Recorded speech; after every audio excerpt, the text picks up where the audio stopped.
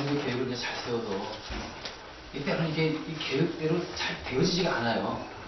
완벽한 계획을 세웠다 할지라도 나중에 보면 이게 실패가 되고 엉망진창이 되고 막 그런 일들을 종종 겪지 않습니까? 뿐만 아니죠. 우리가 아무리 연구를 또 한다고 애를 쓰고 노력을 한다 할지라도 그 결과가 안 좋게 나왔을 때 우리는 실망을 하게 되죠. 뿐만 아니죠. 우리가 진짜 열심히 공부한다 할지라도 우리가 생각만큼 이 결과가 잘 나옵니까? 열심히 사업하는 것도 그렇고 직장에서 열심히 최선을 다한다 할지라도 이 결과가 안 나왔을 때 참 우리는 이 망명이 되고 이 실망이 됩니다. 뿐만 아니죠. 우리가 신앙적으로 이제 성숙하기 위해서 애를 쓰지 않습니까? 고단한 인생을 살기 위해서 우리가 애를 쓰고 노력한다 할지라도 이게 잘 안 돼가지고 우리 심령에 근심이 쌓이고 막 그러지 않습니까? 이것은 무엇을 의미하는 겁니까? 뭘 의미하는 겁니까? 내 성실한 노력으로 안 될 일이 있다는 거예요. 그런 때가 있다는 겁니다. 내가 아무리 노력하고 애를 쓰지만은 어떤 때는 이게 안 되는 거예요. 그래서 우리가 뭘 생각해야 되겠습니까? 내 삶에 내 노력도 있어야 되겠지만 주의 이 손이 있어야 한다는 거예요. 주의 이 능력의 손이 나와 함께하는 삶을 살아가야 한다는 겁니다. 왜 그렇습니까?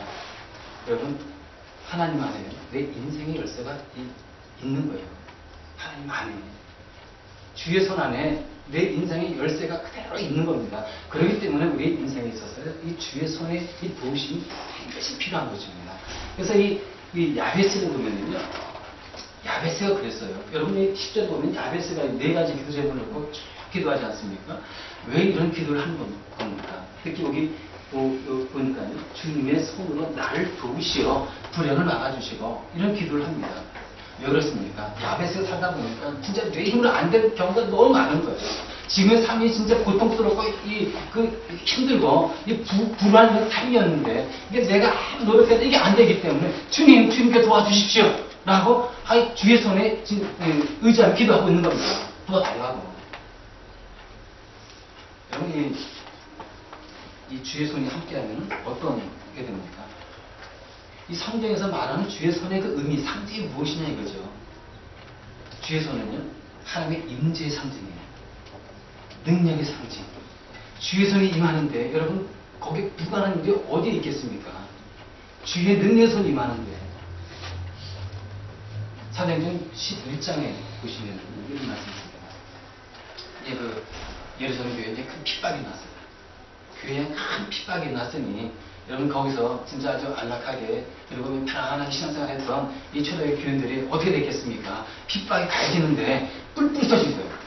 사방으로, 사마리아로, 소아시아로 막 흩어지는 겁니다. 흩어져서 무엇을 한 겁니까? 그들의 정착을 하고 그들의 안락한 삶을 살기 위해서 그냥 그 도시 찾아가고 이것이 아니라 흩어지면서 예수 그리스도의 복음을 전한 거예요. 여기 보니까요. 그때 어떤 일이 벌어졌느냐? 주님의 손이 그들과 함께 하시니 수많은 사람이 믿고 주님께 돌아왔다.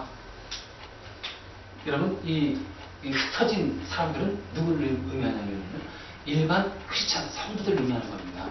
교회에서 신앙생활 하다가 핍박이 임했기 때문에 도저히 신앙생활 할 수 없으니까 신앙의 삶을 살기 위해서 그들이 뿔뿔이 전국으로 흩어진 거예요. 흩어져서 그들이 놓은 것이 아니라 정찰을 해서 애쓴 것이 아니라 무엇을 한 겁니까? 예수 그리스도의 복음을 전한 겁니다. 예수 그리스도를 믿으십시오. 믿기만 하면 죄 용서 받고 영원한 생명을 얻고 예수 그리스도께서 그리스도가 되십니다. 이것을 전하고 외친 겁니다. 그랬더니 어떤 일이 벌어졌습니까? 주의 손이 함께 하셔가지고 보니까 수많은 사람들이 믿게 주님께 돌아왔다. 여러분, 이걸 우리가 좀 봐야 됩니다. 흩어진 이 성도들이 예수님을 믿을 때 믿기만 하면 우리 죄가 용서받고 영원한 생명을 얻고요, 영원한 기쁨 속에서 우리가 살아갈 수 있습니다. 들을 수 있어요. 사람이 이 복음을 들었다고 해가지고 그 사람을 따르고 예수 그리스도를 다 믿습니까? 그게 아니라는 거예요.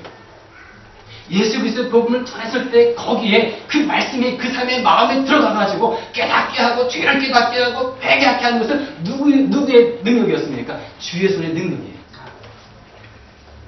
그들은 단지 예수 그리스도의 복음을 전한 거예요. 그러나 그 말씀이 그 심령에 들어가가지고 깨달음을 주고 회개를 주고, 아, 내가 주인이구나, 예수님이 정말 그리스도구나, 이거를 깨닫게 해준 것이 누구였습니까? 주의 손인 거예요. 주의 손. 그러니까 그들이 온 거 아니겠습니까? 돌아온 거 아니겠습니까?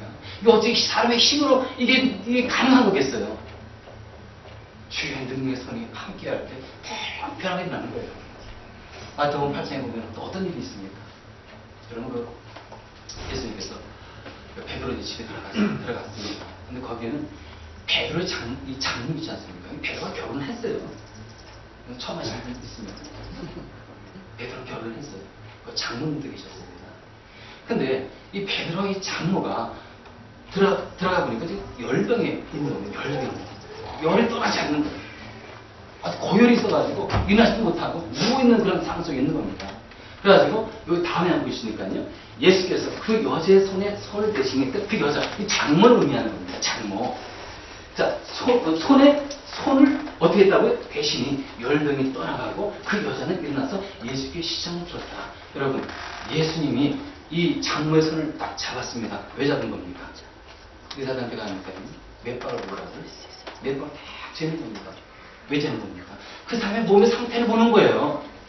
야, 이 몸 딱, 이 몇 발 찌고 보니까 몇 발 불규칙 하고, 조금 안 좋으니까 이제 건강 좀 그렇고, 이 몇 발 이렇게 뛰는 거 보니까 심장이 안 좋고, 뭐가 안 좋고, 딱 의사는 알아요. 왜? 대충 압니다. 감이 있잖아요. 예수님이 그렇게 하는 겁니까? 그게 아니죠. 예수님이 손을 딱 대자마자 어떤 일이 벌어졌습니까? 열병이 떠나가는 그런 놀라운 역사가 일어난 것입니다. 예수님의 손은요, 능력의 손, 치유의 손인 거예요. 우리 인간의 손하고 다른 것입니다. 따라서 예수님의 손이 임했을 때 어떤 일이 벌어지겠습니까? 우리는 평범한 삶을 살아가고 있어요. 그렇죠? 평범한 인생을 살아가고 있는 겁니다. 그러나 주의 능력의 손이 함께 했을 때 우리는 평범한 삶이 아니라 아주 비범한 삶을 살아가는 거예요. 하나님의 놀라운 기적을 체험하는 삶을 살아가는 거예요. 그래서 우리가 이 기도할 때 주의 손이 함께 해달라고 기도하는 이 기도를 드려야 되는 겁니다. 우리 인생에 주의 손이 함께하는 이 삶을 살아간다. 이건 매일매일 은혜를 체험하는 삶, 기적을 체험하는 삶을 우리가 살아가는 거예요. 그래서 우리가 기도할 때요, 여러분 주의 손이 함께 해달라고 꼭 기도하시기 바라겠습니다. 아멘. 여러분 그 초대교회, 그러니까 이제 로마 이제 시대가 로마 사람들이 로마 군대가 지휘하는 그런 시대에 초대교회가 막 핍박을 받지 않았습니까? 근데 거기 그 로라 펠릭스라는 그런 교회 지도자가 핍박 심하니까 피해 가고 이제 쫓겨가는 그런 상황이 벌어진 겁니다. 이 군대는 막 로마 군대는 막 쫓아오고, 그리고 이 로라 펠릭스 사람은 이제 피해되기 때문에 이제 도망을 가니까 산으로 이제 도망을 간 겁니다. 산 도망가는데 좀 불이 있었어요. 그걸 이제 피신했습니다. 피신했는데 이제 로마 군인들이 수색을 하고 막 찾다 보니까 동굴이 하나 있는 거예요. 밖에서 이제 웅성웅성거립니다. 로마 페리스는 그 안에서, 이 동굴 안에서 소리 듣는 거예요. 야, 로마 군인들 왔구나. 차가 칼 가지고 왔기에 나를 이제 분명히 죽일 것이고 나는 꼭 발견되겠지. 그러면서 이제 이 페리스가 그 안에서 기도를 합니다. 하나님, 나의 모든 삶과 생애를 다 충만하신 하나님, 내 이 생명을 주님의 손에 부탁합니다. 하고 이제 기도를 합니다. 근데요, 이 기도를 딱 끝나자마자 이 동굴 입구에서요, 몇만